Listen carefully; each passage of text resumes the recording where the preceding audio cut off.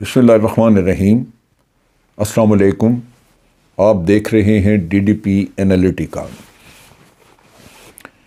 America ने कहा है कि रशिया ने यूक्रेन में बहुत सारे जराइम किए हैं इंसानियत के ख़िलाफ़, लिहाजा वॉर क्राइम्स के ऊपर इस पे मुकदमा चलना चाहिए। उन्होंने वाज़े तौर पे पुतिन को नॉमिनेट किया और पुतिन को कहा कि ये क्रिमिनल है, वॉर क्राइम्स इसने किए हैं और इसको इसकी कीमत चुकाना होगी। इंटरनेशनल कोर्ट ऑफ जस्टिस में उन्होंने केस वो भी वहाँ भी ले गए हैं और इसके साथ साथ पूरी दुनिया में प्रोपेगेंडा करके बात फैला के तो कंडेमनेशन की जा रही है। वाक़या यूँ हुआ कि यूक्रेन में कीव के नॉर्थ वेस्ट में एक गांव है बुचा। अब बुचा जो गांव है ये इसके पास ही एक बहुत बड़ी एयरफील्ड थी। एयरपोर्ट पे कब्ज़ा करना था रशियंस ने ताकि वहाँ पे ट्रुप्स उतारे जाएं, पैराड्रॉप्स की जाएं और उसके बाद फिर यूक्रेन के कैपिटल कीव पे हमला किया जाए और उस पर कब्ज़ा किया जाए। एक ज़बरदस्त प्लान थी, लेकिन ये कामयाब ना हो सकी और बिल आखिर बुचा रशियंस के कब्ज़े में आया। कहा जाता है कि उनके कब्ज़े में आया और फिर बिल आखिर वहाँ से रशियंस को विड्रॉ करना पड़ा। बुचा एक छोटा गांव है जिसमें कहा जाता है कि 35 से 40 हज़ार लोग आबाद थे। एक साफ़ सुथरा पुरसकून सा गांव, और जो कैजुअल्टीज़ अभी वहाँ पे हुई हैं 410 के करीब लाशें गिनी गई जो कि सिविलियंस की, ज़्यादातर सिविलियंस है उसमें, और मास ग्रेव्स भी कहते हैं कि वहाँ पे पता चली हैं। अब यहाँ पे जो कहानियाँ फैलनी शुरू हुई वो ये कि एक बॉडी हमने देखी है जिसके हाथ पीछे बांधे हुए थे सफ़ेद कपड़े से, और उसमें जो उसको मार दिया गया हुआ था। और फिर ये भी कहा गया कि जनाब रशियंस अंदर आए उस इलाके में और जो भी चीज़ उन्होंने मूव करती देखी, खिड़की में थी या कहीं इधर, तो गोली चला दी। लिहाजा अपार्टमेंट्स में, घरों में भी डेड बॉडीज़ हमें मिली हैं। किसने देखी हैं ये तो पता नहीं, लेकिन लगातार रशियन शेलिंग वहाँ पे होती रही और शेलिंग से लाजमन तबाही के असरात कुछ नज़र आते हैं। बिल्डिंगें तबाह हाल हैं, बर्बादी है वहाँ पे। फिर ये भी कहा गया कि यहाँ पे जिस किसी ने रेजिस्ट किया उसको गोली मार दी गई।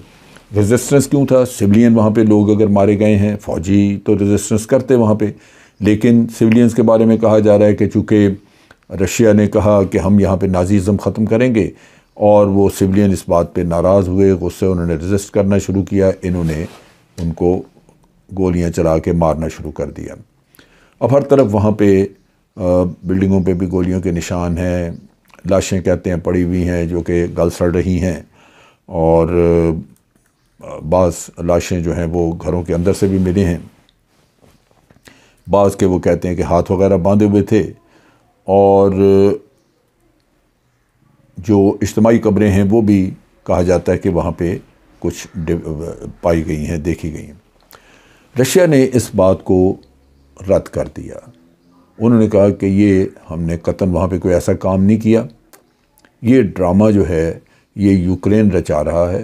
यानी दूसरे लफ्ज़ों में उनका कहने का मतलब ये कि हो सकता है कुछ कैजुअल्टीज़ हों जो शेलिंग वगैरह की वजह से हुई हों, लेकिन ये कि मास ग्रेव्स हैं, हाथ बंधे हुए हैं, बेशुमार लोग मार दिए गए हैं, ये कहानियाँ जो है ये यूक्रेन बैनुल-अक़वामी हमदर्दी लेने के लिए ये काम कर रहा है।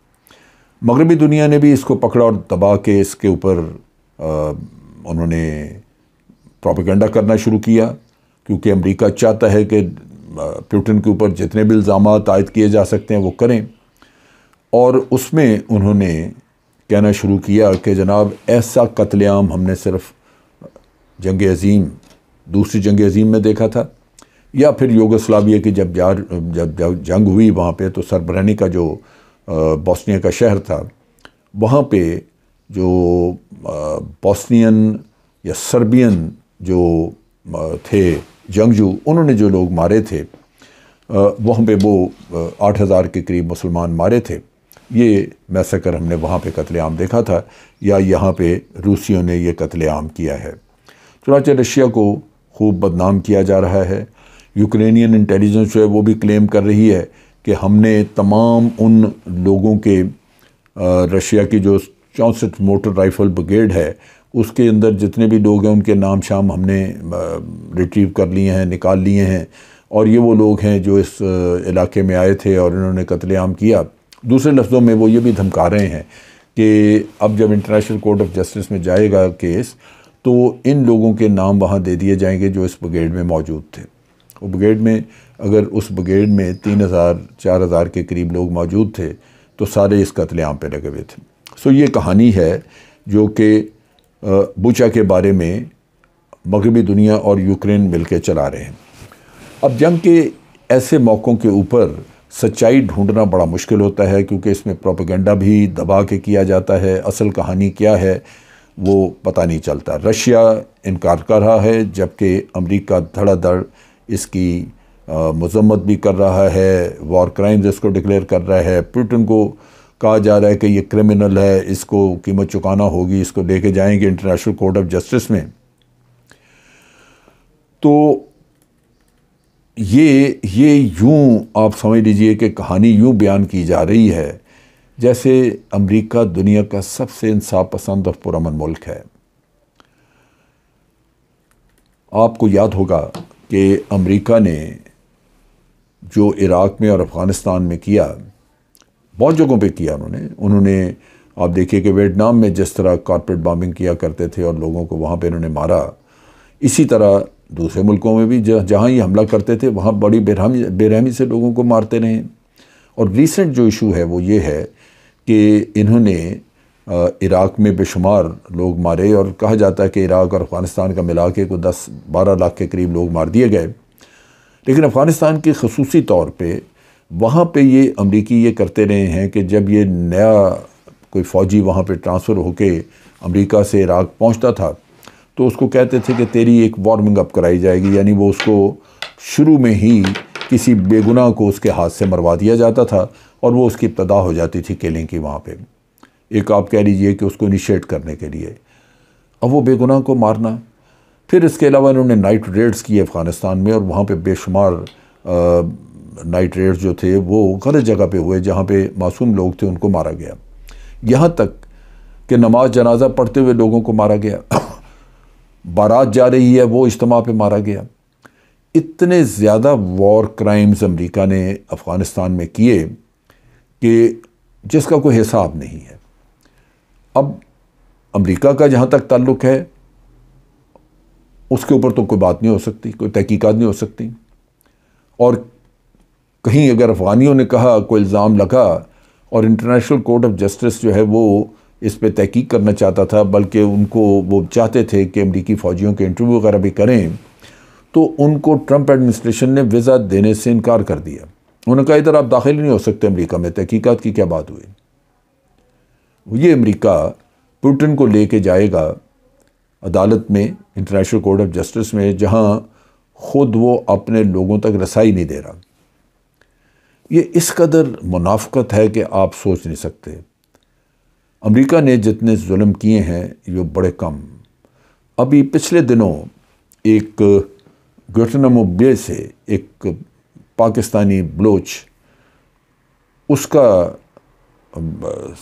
उसके बारे में ख़बर आई, उसको रिकवर किया गया, उसको ज़िंदा हालत में खड़ा करके उसके ऊपर मुक्कों की बारिश की जाती थी, ठुड्डों की बारिश की जाती थी। ये ट्रेनिंग करने वाले CIA के जवानों को सिखाने के लिए कि टॉर्चर कैसे करना है। टॉर्चर आप किसी मॉडल पे कर सकते हैं जिसको सिखाने के लिए ट्रेनिंग के तौर पे अगर सिखाना ही है, अव्वल तो टॉर्चर है ही गलत चीज़, लेकिन अगर आपने करना है तो वो तो मॉडल्स वगैरह पे आप करते हैं। लेकिन एक ज़िंदा आदमी को इस तरह टॉर्चर करना, और वो भी पूरी क्लास कर रही है, ये वॉर क्राइम नहीं है। वॉर क्राइम बेतहाशा। लेकिन असल किस्सा इसके पीछे ये है कि उस ज़माने में चाइना ने, रशिया ने, इन्होंने भी मुनाफ़क़त का साथ दिया और इन्होंने किसी ने ना कंडेम किया, ना मज़म्मत की, ना ही अमेरिका को कहा कि आप वॉर क्राइम्स कर रहे हैं, ये बंद करें। किसी ने अमेरिका के उन जर्नैलों को अदालत में ले जाने के लिए नहीं कहा। आज रशिया को ये चीज़ फेस करनी पड़ रही है वॉर क्राइम्स के ऊपर, तो वो तरदीदें इशू कर रहे हैं, अपनी बयानबाजी कर रहे हैं। लेकिन जब ये जुल्म अफ़गानिस्तान में हो रहा था या ये जुल्म इराक़ में हो रहा था, तो उस वक़्त ये क्यों नहीं बोले? अमेरिका को क्लीन चिट मिली, वो हर तरह का जुल्म करके चला गया। अब इनकी मुनाफ़क़त सबकी है कि आप देखें कि भारत में क्या हो रहा है। सड़कों पे लिंचिंग्स हुई है मुसलमानों की सिर्फ गौ रक्षा के नाम पे। और अब भी पाकिस्तान ने कल एहतजाज किया है एक इलाके का, जहाँ पे ग़ालिबन राजस्थान में एक जगह है जहाँ पे कि मुसलमानों के 40 घर जला दिए गए हैं। 40 के करीब लोग ज़ख्मी हैं, उसमें मर भी जाएंगे नेचुरली। आपने जायदादें, घर जला दिए। क्या ये इंसानी हुकूक की पामाली नहीं है? क्या ये इंसानियत के ख़िलाफ़ जराइम नहीं है? लेकिन इसमें मगरबी दुनिया नहीं बोली, इसमें रशिया भी नहीं बोला।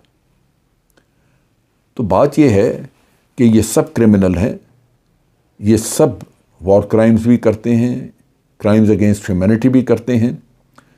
इनकी मज़म्मत होनी चाहिए, लेकिन ये एक दूसरे को कुछ नहीं कहते। यहाँ मगरबी दुनिया की हिपोक्रेसी ये है कि रशिया के ऊपर तो इल्ज़ाम तराशियाँ कर रहे हैं, भारत को कभी याद नहीं करेंगे कि वो कश्मीर में क्या जुल्म कर रहा है, वो राजस्थान में क्या हुआ है। तो इन हालात में असल जो टारगेट है, असल जुल्म जिस पे हो रहा है, वो इंसानियत है, किसी भी मज़हब की हो। और ये मुनाफिक मुल्क जो हैं, ये अपने मफादात के लिए सिर्फ वहाँ बोलते हैं जहाँ इनकी अपनी दुश्मनी हो।